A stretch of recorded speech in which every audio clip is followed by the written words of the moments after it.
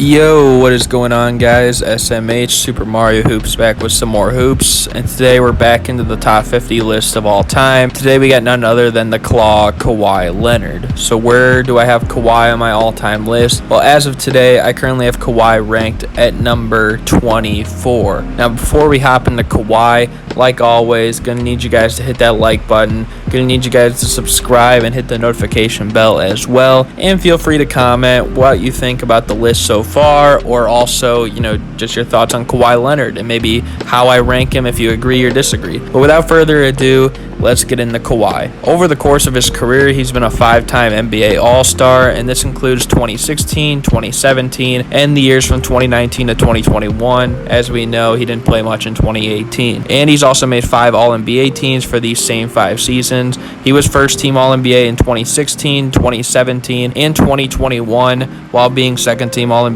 in 2019 and 2020. He also was a 2-time NBA Defensive Player of the Year in 2015 and 2016, and made all defensive teams for 7 years in his career already. This includes 3 times on the first team in 2015 until 2017, and then he made second team in 2014, along with the 3 years from 2019 until 2021. He also was the steals leader for the NBA in 2015, and as we know, he's a 2-time NBA champion as well as a 2-time Finals MVP in 2014 and 2019. Now, over the course of his career, in terms of MVP shares, he's received votes for 6 different occasions, being a top 5 finisher 3 times, a top 3 finisher twice, and was even the runner-up in 2015, 2016 to Steph Curry. Now, of course, Kawhi wasn't going to win MVP since the Warriors set a record of 73-9, but I think people forget that Kawhi was the runner-up this year. I mean, he was also Defensive Player of the Year, and he led the Spurs to a 67-15 record with only 1 All-Star teammate compared to Curry, who had 2, and no teammate with any MVP shares, unlike the Warriors as well. So in a majority of NBA seasons, Kawhi with this type of season is your league MVP, but it just didn't happen this year. I actually think you can make a stronger case, though, for Kawhi winning the following year in 2016-2017, where he finished 3rd behind Westbrook and Harden. I mean, in comparison to those two, Kawhi was by far the most efficient offensive player, first team all-defensive, and accounted for a better portion of win shares while having a better record than both. Sure, Westbrook and Harden were on triple-double watch for the season, but as we saw, Oscar Robertson did that for a season in 1962, and he even lost out MVP to Bill Russell simply because Boston had the best record. So it brings question to the decision for at least one of those 2 MVPs. In terms of some all-time stat rankings, Kawhi has a 1.8 steal per game average at 34th all-time,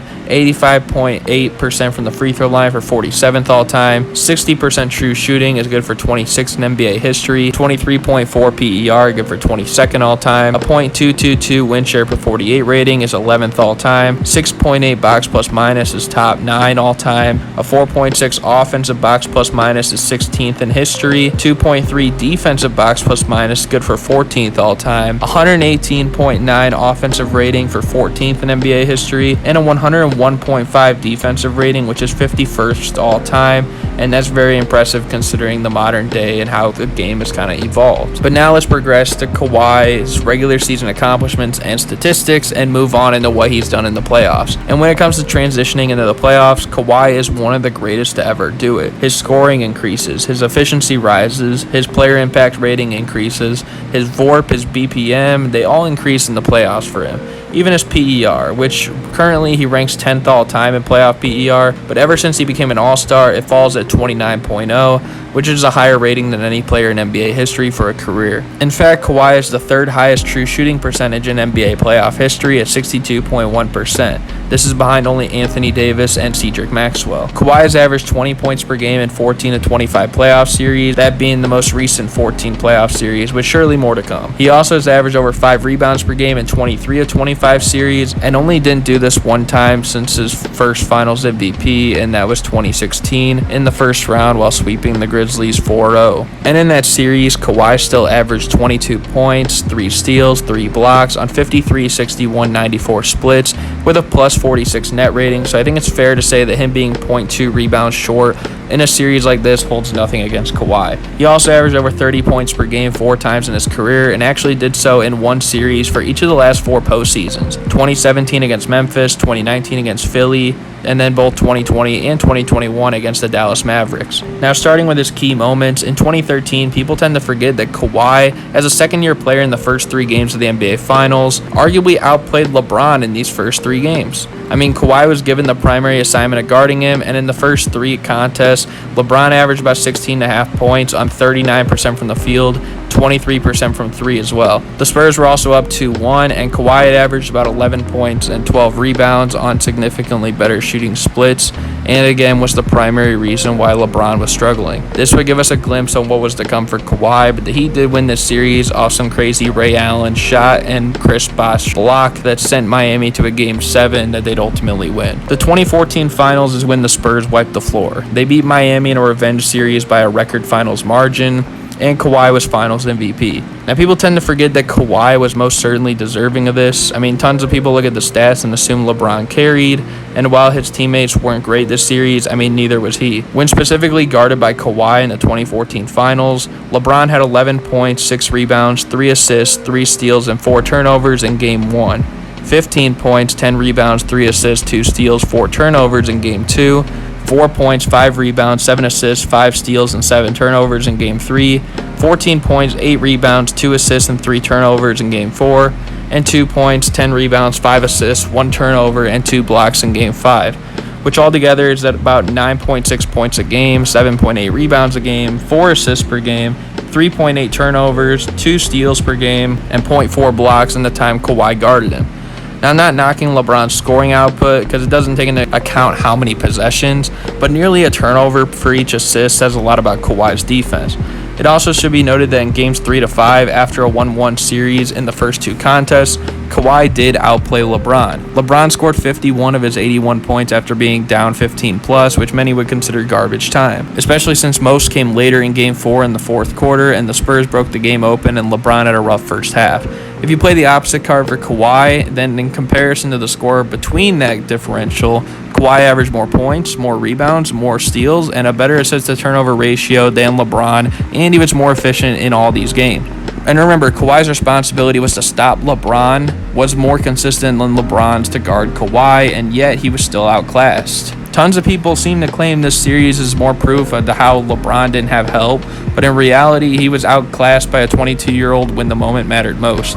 Over the next few years, Kawhi would consistently play great in the playoffs every series, and then in 2017, we know that injury was Zaza, which was totally uncalled for. A lot of people use this as Kawhi being a diva for how he ended up leaving the Spurs, but a lot of people also tend to forget how they held a team meeting, trying to rush him back from injury, and then also the fact that Tony Parker said himself that his injury at the start of that season was 100 times worse.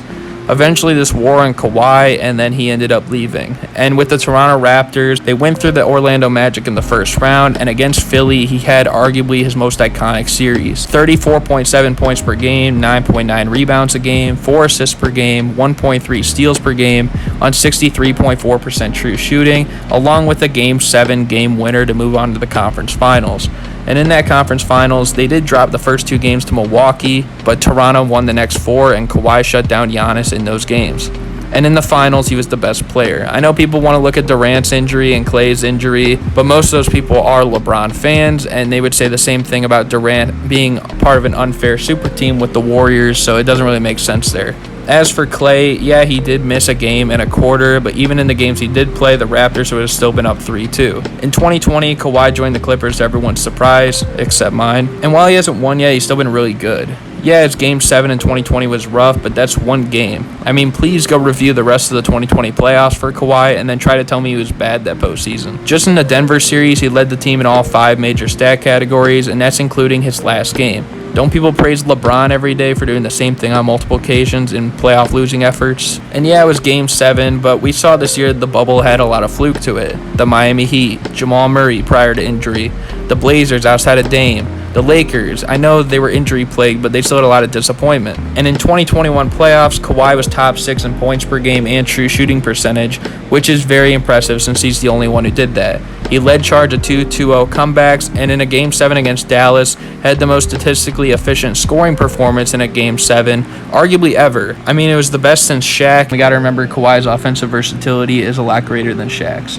So in all, when it comes to Kawhi Leonard, I believe he has become underrated. People are saying he's not even top 5 anymore, but the only person that consistently played as good as him in the playoffs this year was Kevin Durant.